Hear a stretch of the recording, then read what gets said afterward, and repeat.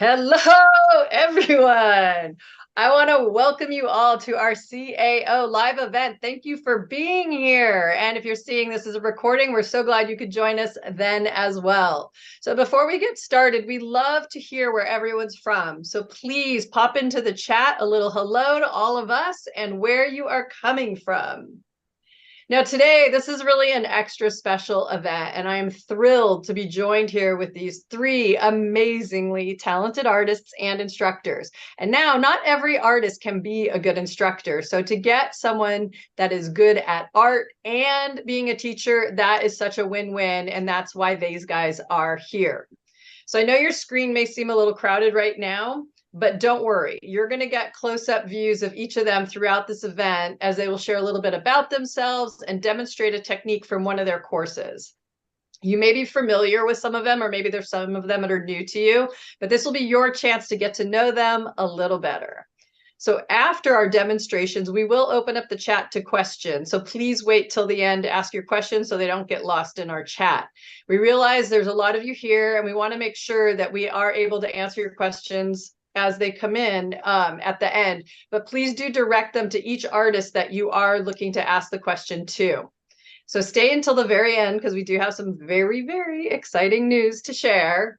And so now on to our event. Each artist here today comes with a world of knowledge, experience, and talent. And most of all, we are so excited that they could join us today at this time.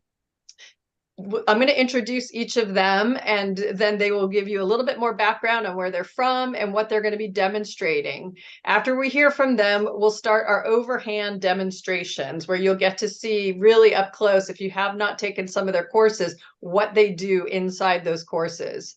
So each of the demonstrations will be about 5 to 10 minutes long, and they will explain what they're demonstrating, the materials they're using, and of course, what course it comes from. So without further ado, I would like to introduce you all to Katherine England. Hi, my name is Katherine. A lot of you know me as a mosaic artist, and my studio's in Southern California, but I'm actually coming to you from a very chilly, lovely Utah. I teach mosaics a lot, but my passion and my love is journaling. Visual journaling, and the methods I teach in the class that Tami recorded are opportunities for any artist, no matter what your discipline, to improve your creativity, to improve your artist's eye. It's kind of, I use it as a form of meditation, as a way to get present. We have a lot of conversations about how the brain works, why it's important to document your life and to kind of take a few minutes every day to just allow yourself a place of pure creativity. And it's where I get my capital J joy. Today, what I'll be demoing is a very simple partial blind contrast drawing that shows you that in a few minutes you can actually learn to draw things realistically, if that is something that's important to you. Although in the class we talk a lot about the many different types, different ways of drawing something, and that they're all just great. So I'll look forward to demoing that to you in a few minutes. Thank you. And now I'm going to introduce to you Laurie Mika.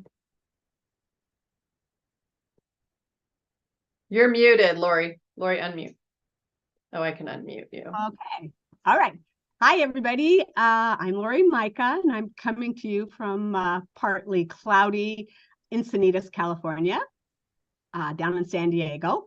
And today I'm going to be demoing something that I get asked more frequently than any other question is, how do I get successful transfers? And through the years, like 20 some odd years of working with clay, it's been a journey to get to a point where I can do really successful transfers, teach it, and have people be successful in my classes.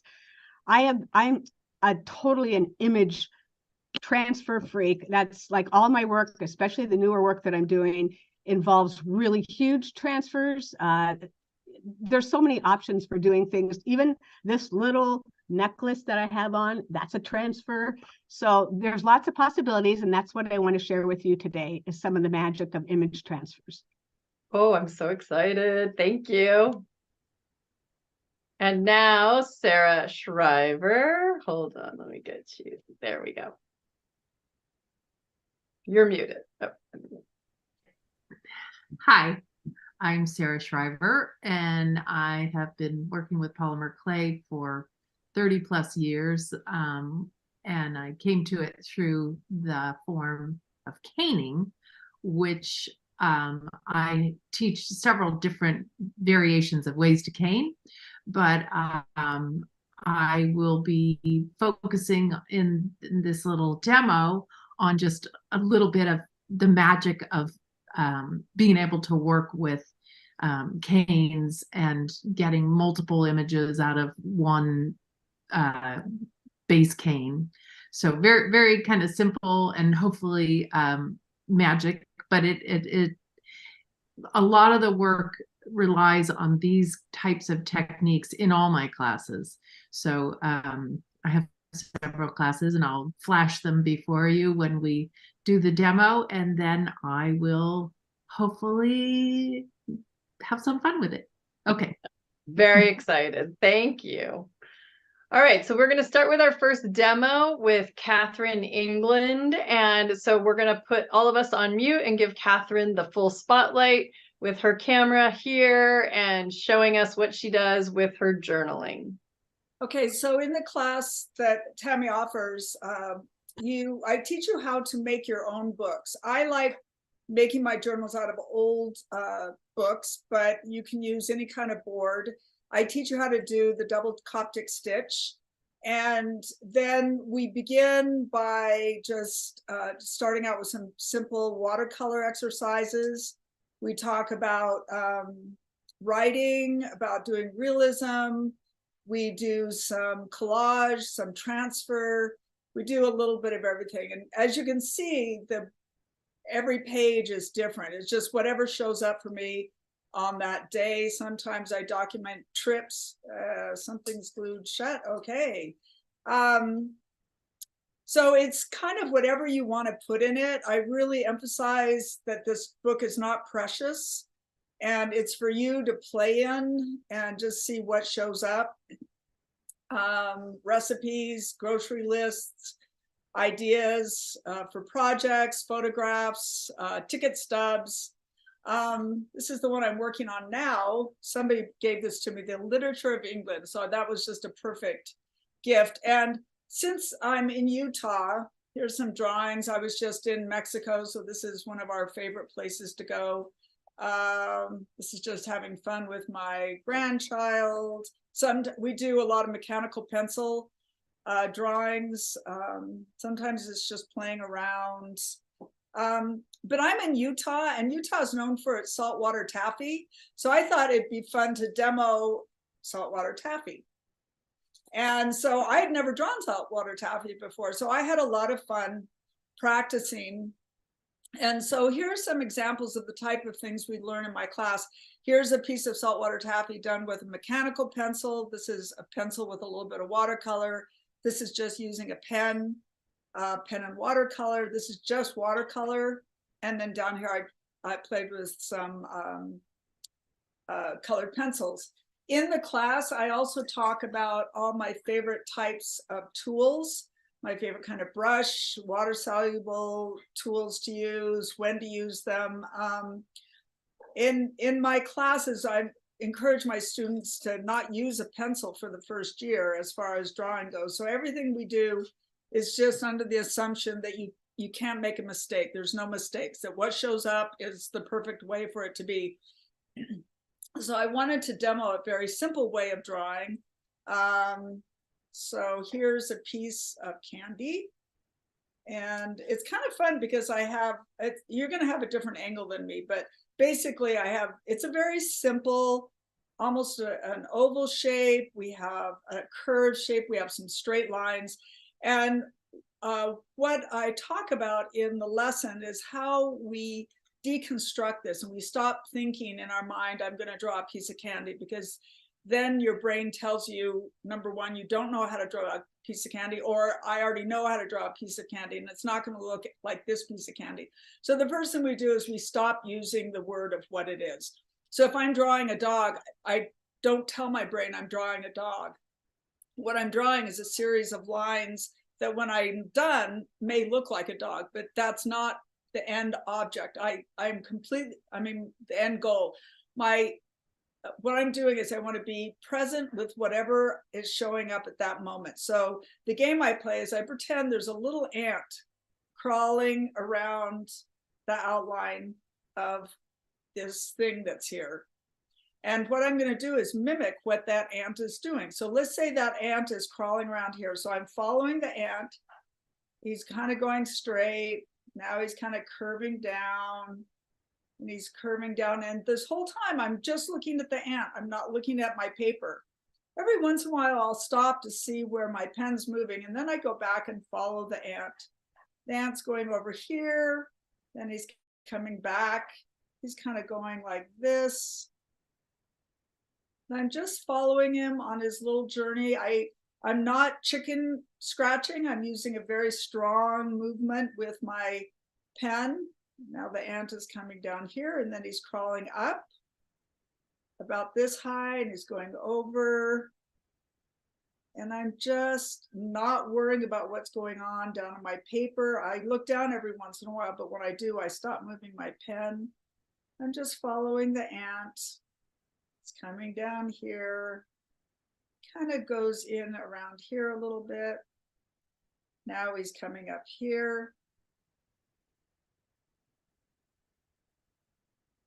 And, oh, looks like my ant is starting to crawl up this little thing that's holding the candy.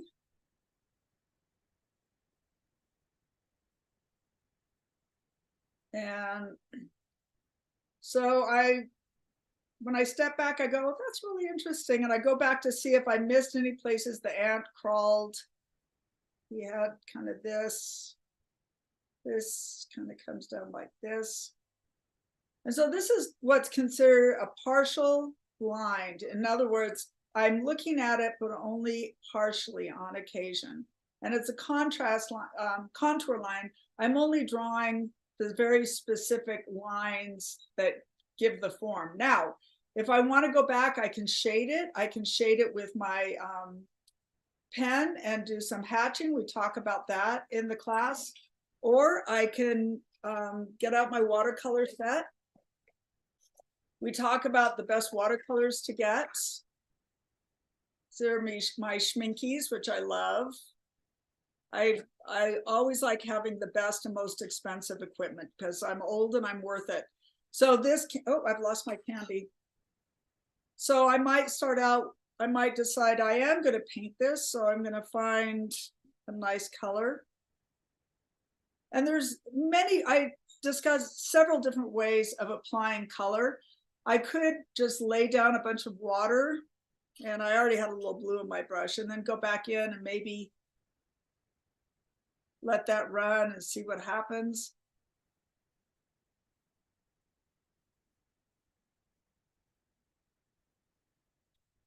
And you'll notice that the ending is kind of an interesting, almost like it's not really white. It's got a little bit of a gray softness about it. I can just lay that down.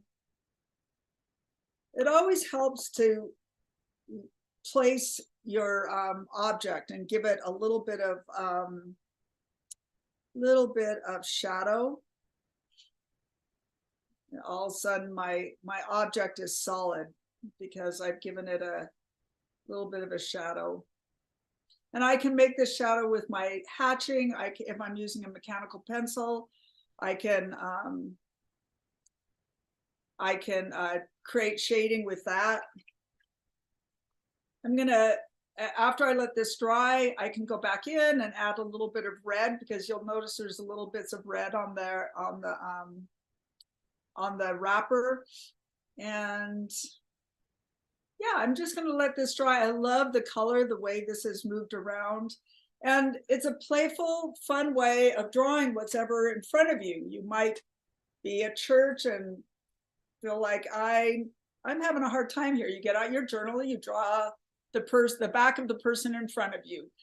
Or my favorite time to use this is on an airplane when the person, I can draw whatever's on my tray. I have lots of drawings of the backs of people, things that are on my tray, lots of drawings of my feet, because it doesn't really matter what I draw, just that something is, when I'm in the state of drawing these, I get very present. It's very peaceful. I give up caring about what the end product looks like because I'm just too busy having fun. And it really actually starts to change the chemical makeup in my brain. And I'm much more capable of getting to a place of peace. I have little pages where I just go back in like this, and I might spend an hour making this shirt plaid. And it's just because it's just for me. I might just draw a bunch of faces. So the goal of the book is to help you find a way to be creative every day in a non-threatening, using non-threatening techniques. Thank you so much, Katherine. That was awesome. And yes, if you can see behind me is one of Katherine's journals, the one that she made here in the course. So not only do you learn about the techniques that she shared just now, plus many, many more, but you also learn to build the book, and she sells a kit to go with it. So it's an all-encompassing, incredible course. And I'm really excited that it's here at Create Arts Online. So now I'm going to point my fingers over to Laurie Mika, and she's going to share with us her image transfer technique. Okay, let me get this. And all right.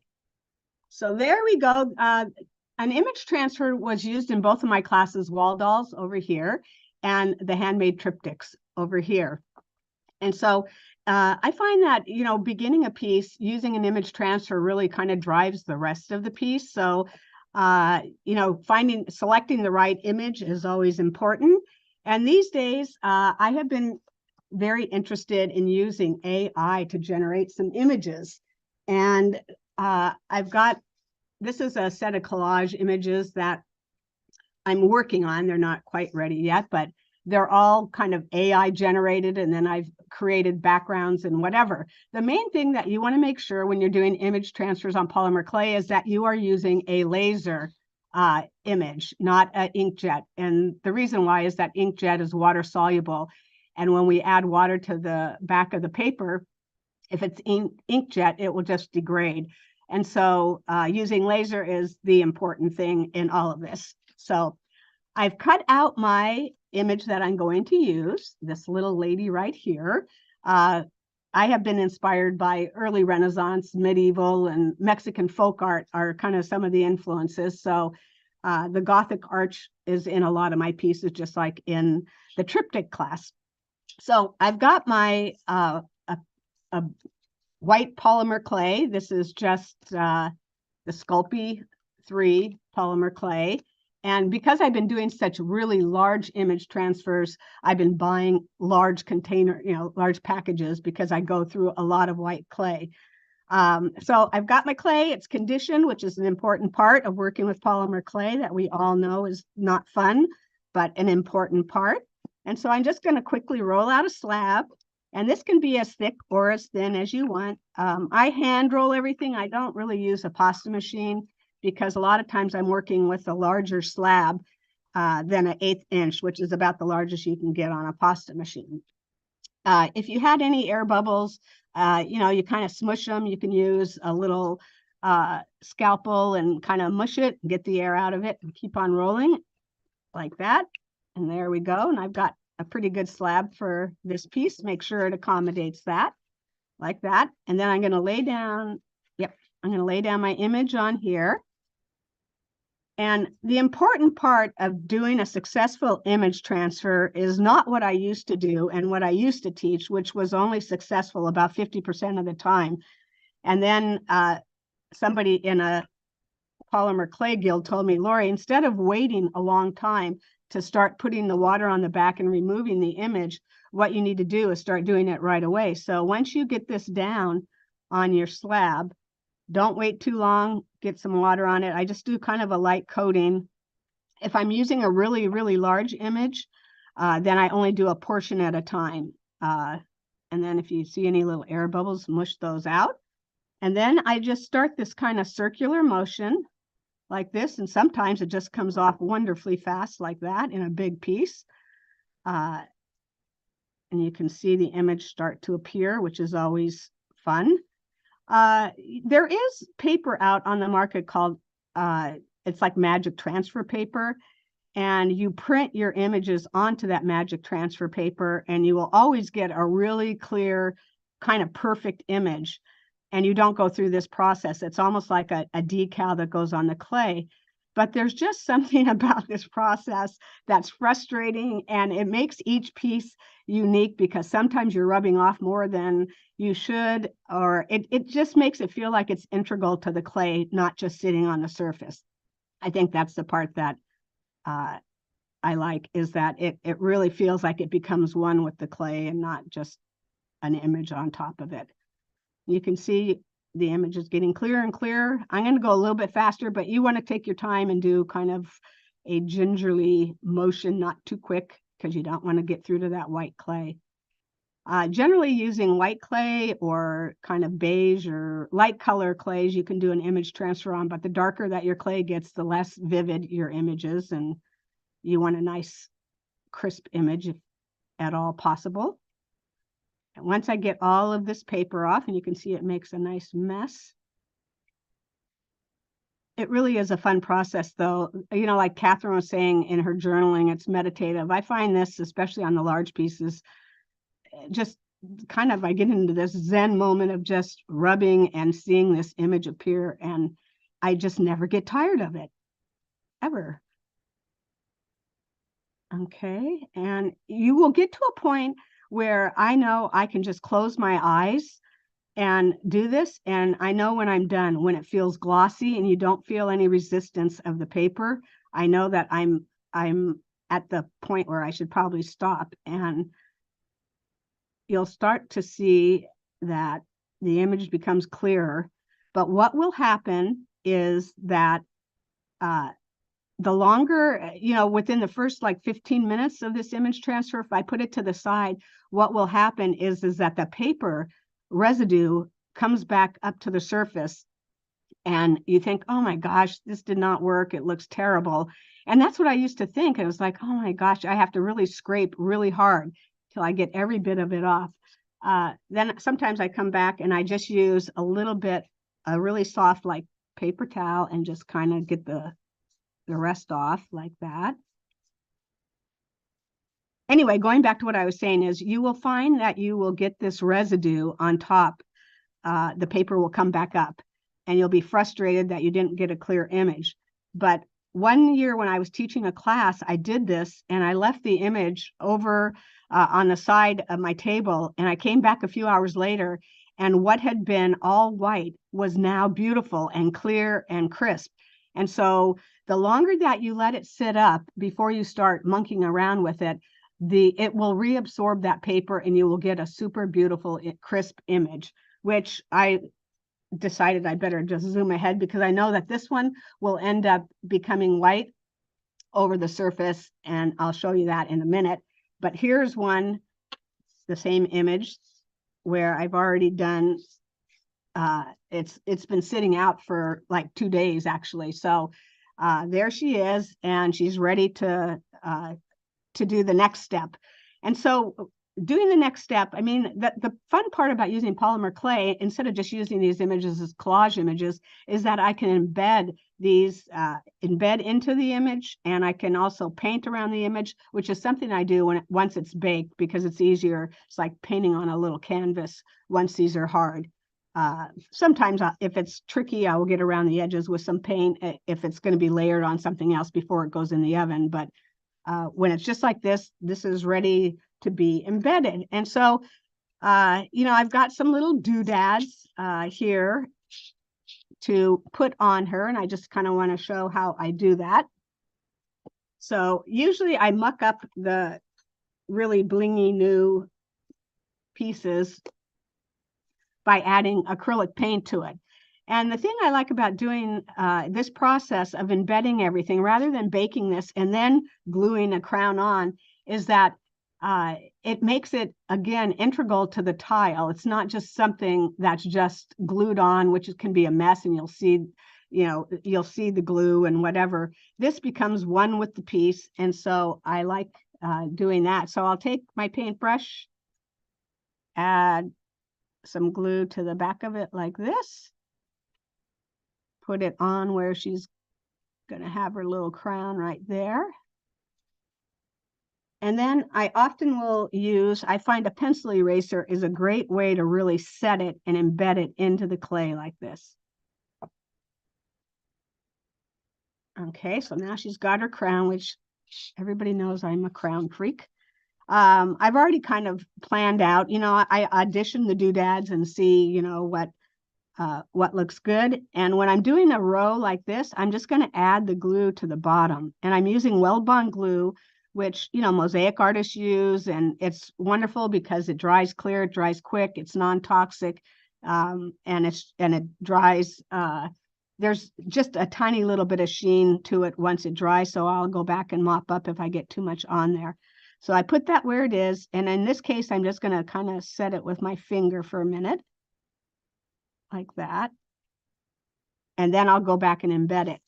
And the same thing, I can use rhinestone chain and come up here and go like this, kind of measure where it's going to go, right about there. And then use my wire cutters, cut that. And the same thing, I'm going to paint a channel of glue where I want this to go. So it's going to go right on that inside part of the arch. Up here.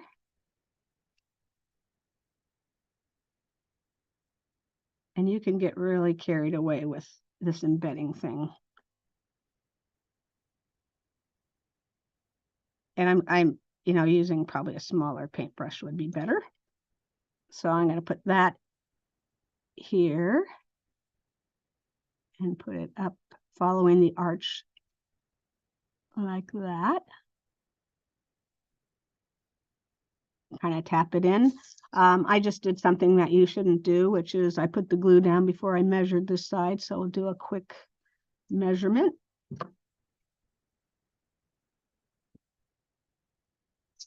And then lay this down up there, follow the arch shape, and down it goes.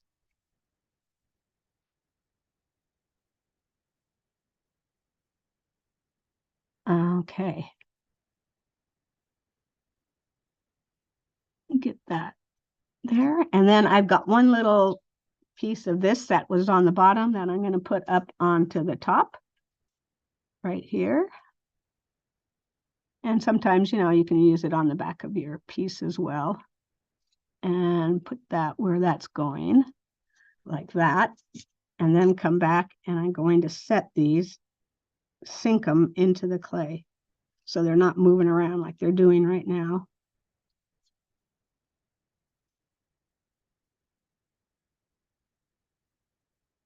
Okay. Like that. Do lift up every so often to make sure that it's not stuck on your surface. And then, I can leave it like that and I can end up, putting it inside on layering it on top of something else, or build around this. This would be the centerpiece, and then you'd have additional tiles going around it. I would stick this in the oven and bake it, and then I could come back and repaint it and actually add on any other details that I wanted to do. Another option is I could take a flexible clay blade and come up here and go like this. And like that. Oops, I need a little bit more. And now you have this super cool focal point that could be someplace in the middle of your piece like that. And if you see any excess glue, like I just looked up and I could see right there, I kind of take a paintbrush and go back and mop up any of that. And that one needs to be sunk in there. Okay, and then once it's done and it's baked, you come around and you would paint the edges, and Bob's your uncle. That's it. Bob is your uncle. I'm so expecting you to get out all the other materials, all the paints, all the ups and everything. It's like, wait, there's more. We know there's more with Laurie Mika. Well, you know what?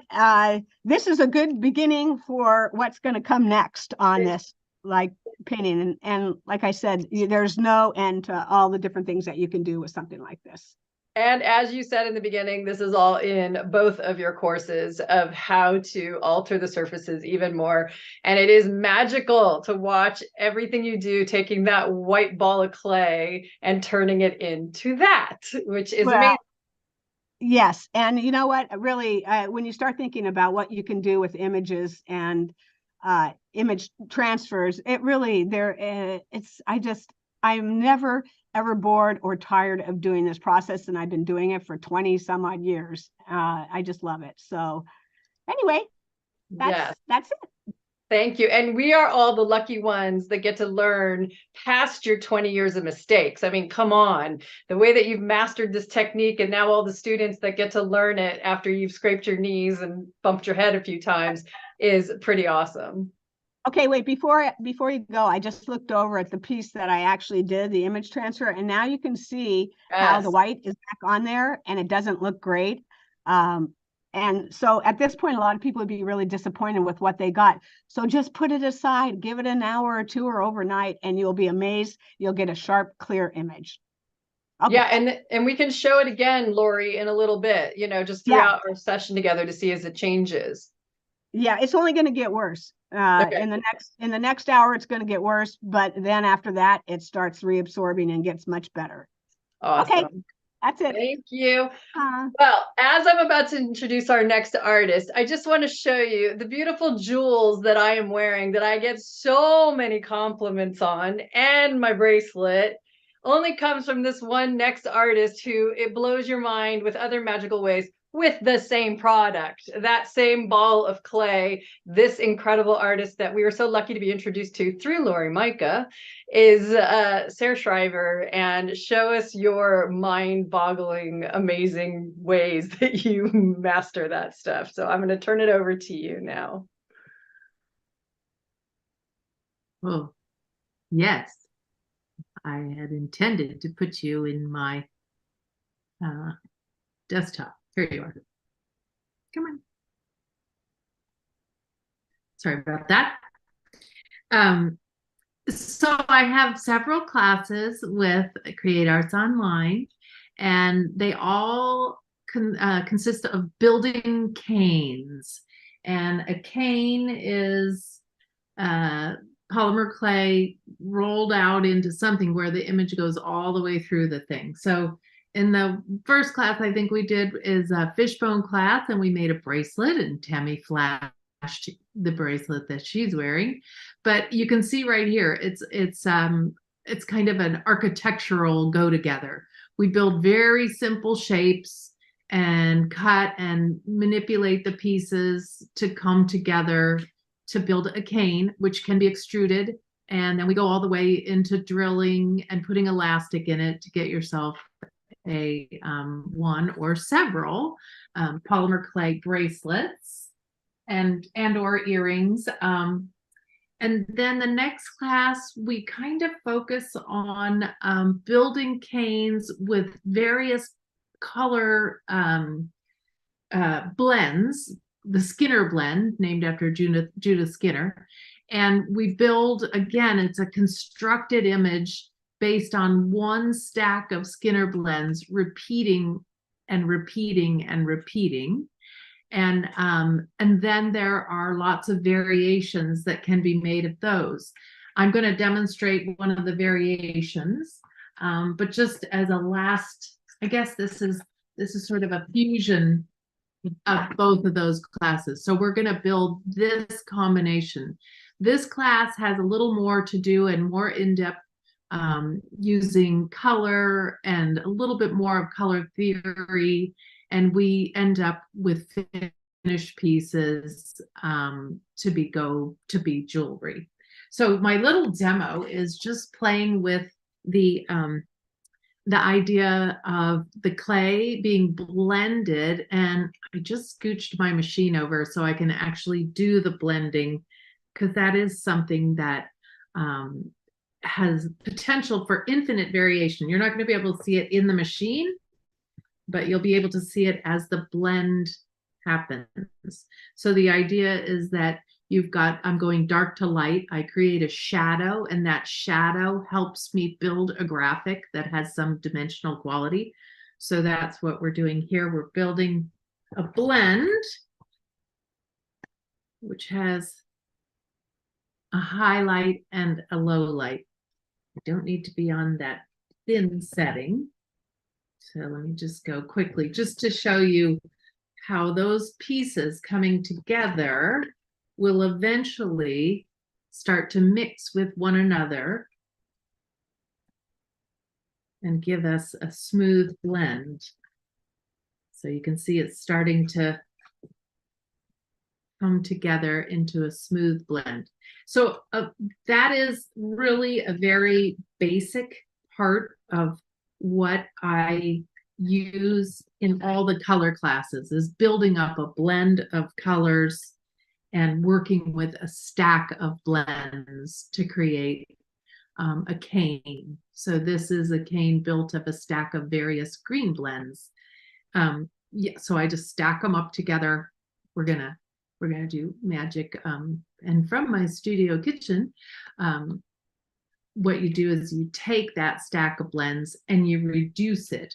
So with my hands or a simple roller like this, I'm going to reduce the larger stack of blends and make it smaller and smaller and smaller till you can take it down as far as you want.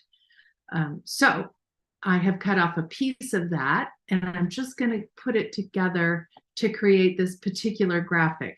There are infinite amounts of ways to build these color blends, and infinite amounts of ways to reduce them and repeat them into pattern. This blend, this little pattern, you take, doesn't have to be black, but I find that black works kind of graphically to make the image pop a little. And you put it on one long side and one short side of your little stack of blends. Trim that up. And when you're reducing, my intention is to multiply the graphic. So here it is once, here it is once, here it is once. So you can see that this particular thing has about 8 different, actually half of it has about 8 different units of this. So in your mind's eye, you have to think about it's going to be 1/8 the length, because I'm going to keep cutting it, and it's going to be 8 times the diameter. So that kind of tells me that I want to reduce it further in order to make it something that my hands can get a grip on. All right, so I'm going to reduce it, and I just generally use my hand. Sometimes I will introduce the little roller, but essentially a pasta machine and a roller and a blade and some kind of surface is all you need for caning.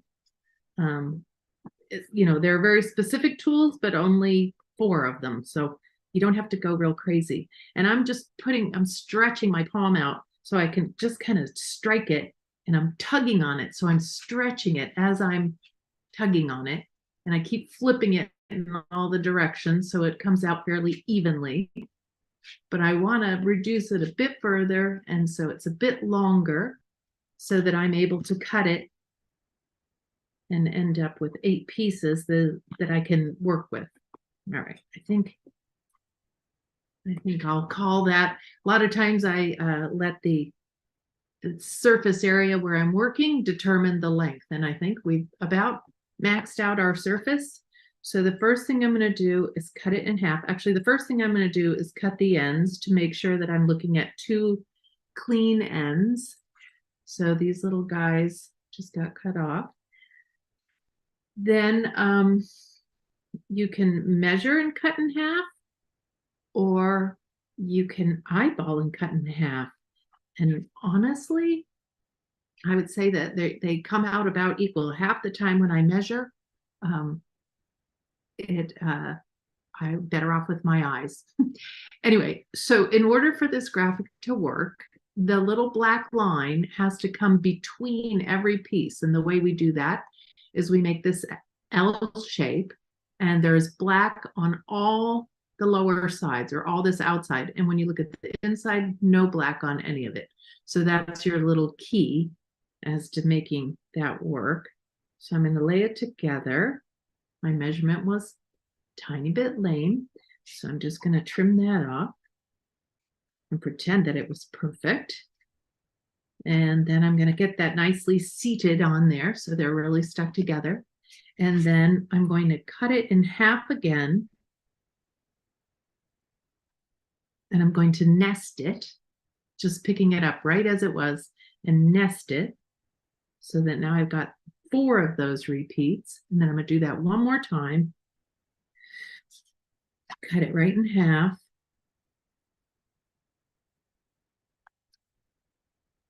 And nest it one more time, just as you picked it up. And that is the kind of the go-together of the graphic. The next thing we're going to do is reduce it.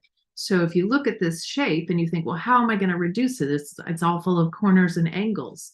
So we're going to do this little clever thing where you come and you take off all of the little points. And I'm trying to make sure that there's no blades sticking through in any of these little zones. And then if I pick it up with my blade, well, I like to get it to stick on there, and I run over to the other side. This is a, I can't think of the word all of a sudden, the type of drawing that just, the type of graphic that just keeps going and going, going. It'll come to me.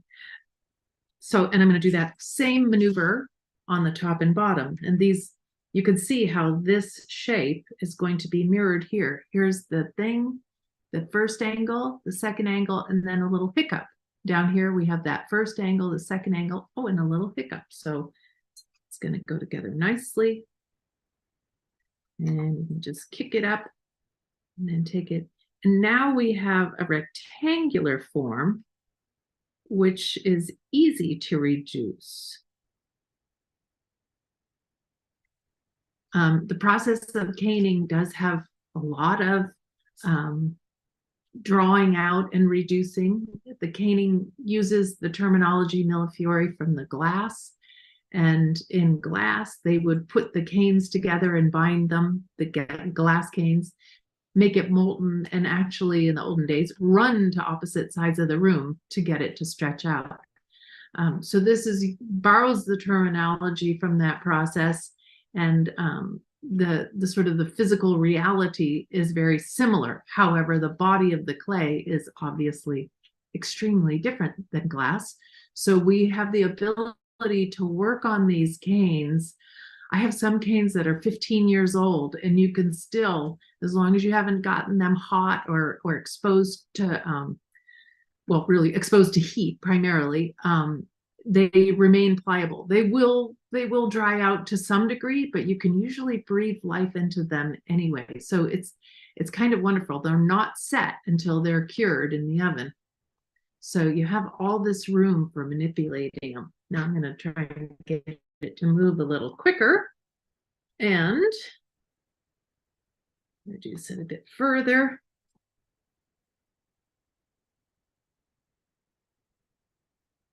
And in the interest of time, we're going to cut it in half, which is the sort of the funnest part of the process. And then we can mirror it. And you can always look at what is more interesting. I'm just looking to build this sort of woven pattern, but you have options, and you can always look at how, say that's a very different relationship than this. And if you have a big cane, you can do both. Or you can decide, oh, I want a linear cane that maybe gets stretched out and forms a border around something else. So you always want to kind of peek at the variations that are at your fingertips. And I think that this looked the most interesting. So I just choose that. And if you just use this graphic, you can see it's all kind of right angles, but I think it's sort of nice. You can always change the shape. It's so I don't need to keep it a rectangle. I can just decide, no, I think I could make it a circle, but I like this when you pinch this, and then all those square right angles have a more fluid look to them, and it's potentially a more interesting graphic. So that's kind of a fun thing to do. And essentially, the class, most of my classes deal with this process of kaleidoscoping, where you take your base image and manipulate it and mirror it and manipulate it and mirror it.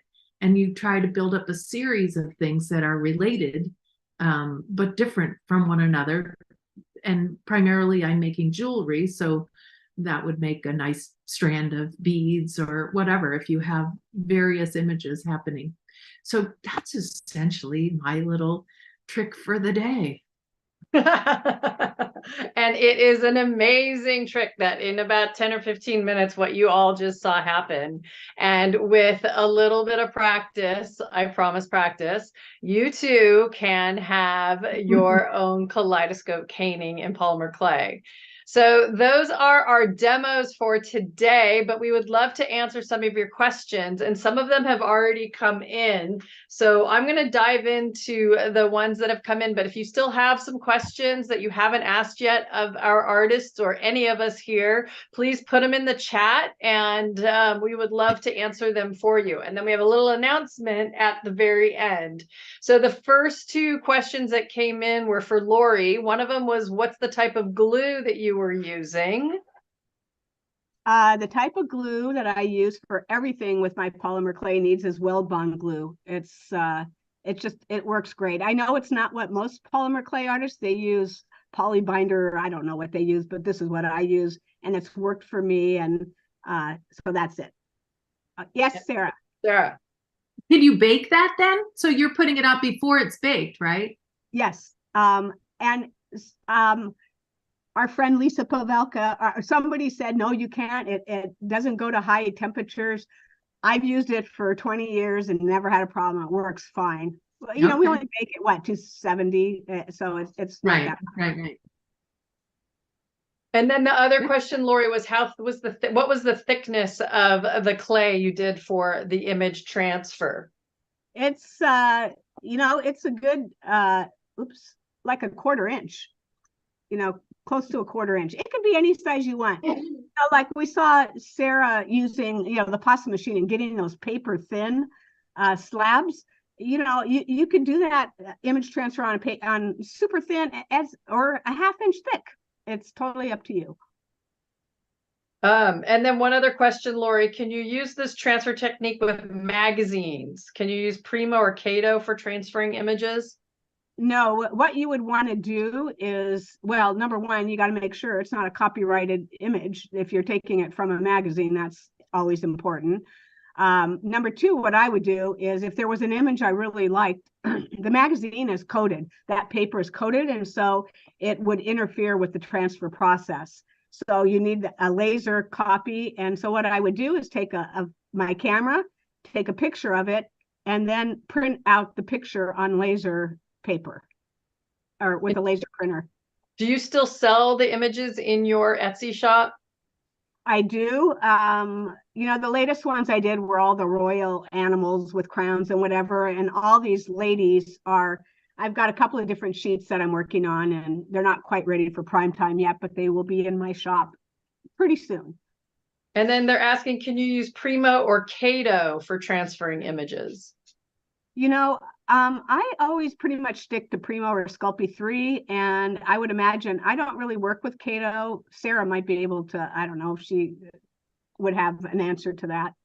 No, I generally work with Fimo. Okay. So Yeah. then, yeah. Okay. So I then, haven't done too much.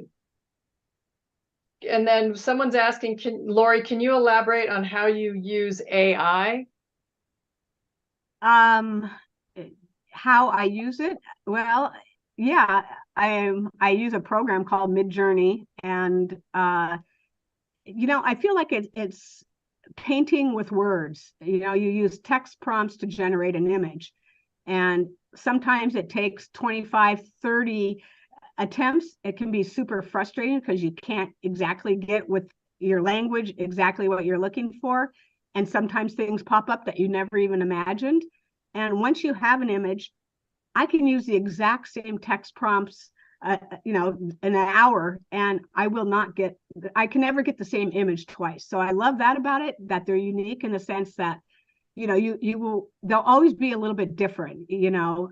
There's also a weird thing, you know, like a lot of my best images have three hands, you know, or 6 fingers, you know, and so I always have to count the fingers because they always throw in an extra one, you know. So it's not perfected yet, but it also makes for some really creative possibilities. And I've kind of gone down this surrealism road of late, and so I love you know, creating some images that are based with some surrealistic, you know, tendencies. So it's a lot of fun. I know it's controversial, and people are like, oh, is it art? If, you know, anybody can do it. But you realize once you start doing it that you know, it takes some refinement, and it takes a lot of different layers basically to get to an image that you really want to use. Right. And you said it's called Midjourney is the program. Midjourney is the bot that I use.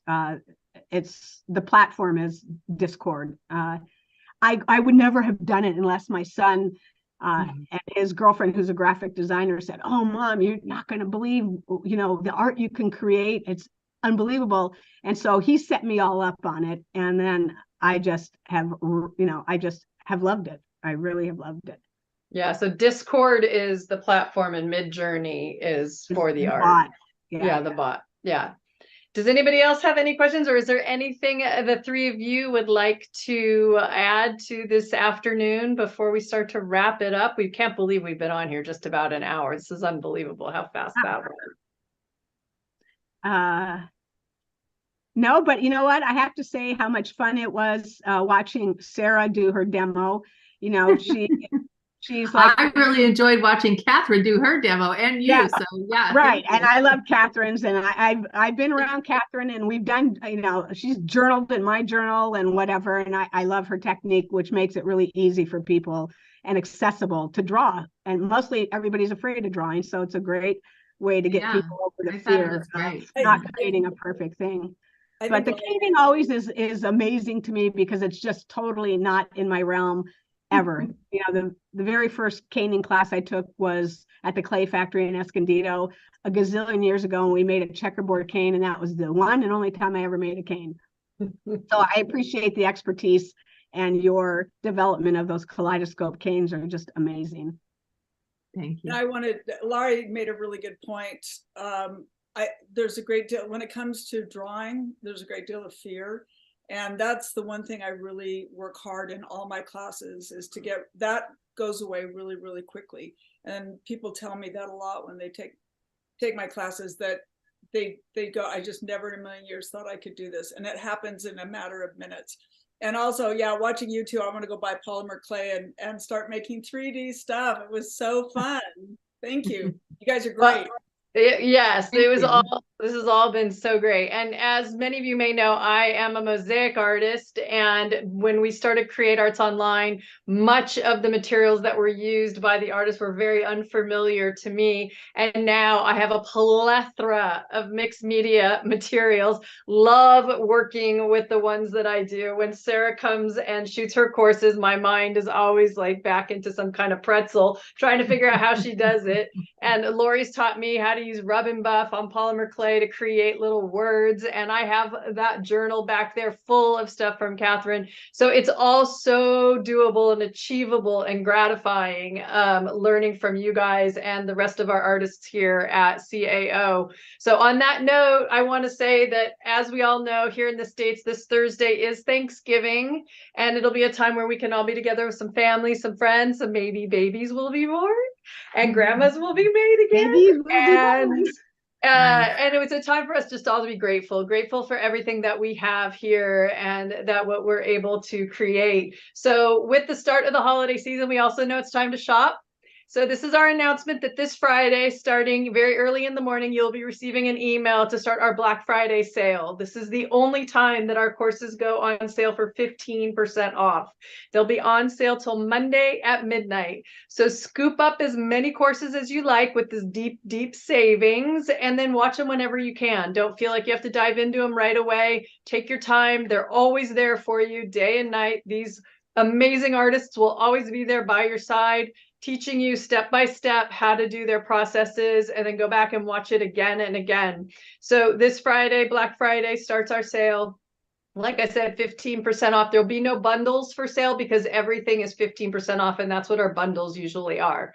So if you have any questions or you want to send us an email about anything, don't hesitate. If you are not enrolled at Create Arts Online, go do that now. And it's just an email and a password. It's free. And then you can do all the shopping you want now. And then you can scoop them up on Friday when you receive your coupon code with how to get your discount. So thank you all so much for being here. And if you have any other questions, feel free to put them in the comment section of this YouTube, and they can answer them, or I can answer them for you. So thank you, and we'll see you again on the next one.